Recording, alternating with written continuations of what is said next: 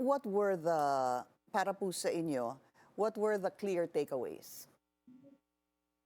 The clear takeaways, I think that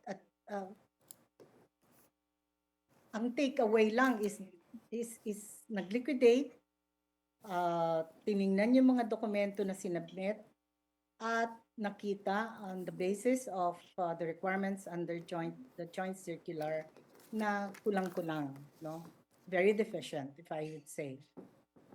And therefore, there were notices of, there was an AOM, and then eventually a notice of suspension, and I think eventually a notice of disallowance, which will be testified to by Right. another witness, no?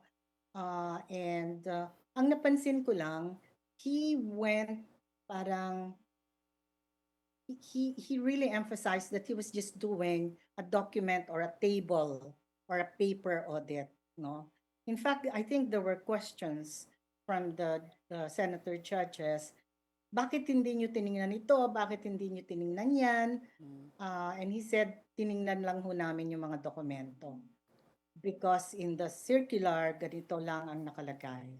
Well, actually, the purpose of the circular was to lay down the basic requirements for liquidation, the basic documentary requirements. It does not mean, however, there's nothing in the joint circular that says na yun lang ang tingnan mo. Kasi, you know, constitutionally, and by this I mean that you will find this in the Constitution, the Commission on Audit has the exclusive authority to define the scope of its audit as well as to establish the techniques and the methods that it will use for that particular audit, no? At marami ang techniques na yan, marami ang methods na yan. Nabanggit kanina ni Mr. Wamel, ni Attorney Wamel, na ginagamitan niya ng professional judgment. Yes, definitely, I agree with that. And yung analysis ng mga documents, doon pumapasok ang professional judgment, no?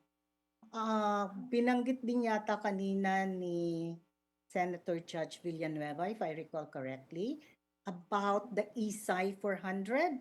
ESI, let me just say, ang ibig sabihin nun, International Standards for Supreme Audit Institutions. Ang COA ay isang Supreme Audit Institution. And that is the standard for all audit bodies, government audit bodies in the world. Okay? At isa, ang sinasabi ng ESI na yan, an auditor should also have the mindset of professional skepticism. Ang ibig sabihin, magduda ka. Opo. Magduda ka. I think kung sa salitang sa atin, no, sa Pilipino, dapat ang isang auditor may pagka-diskumpiyado.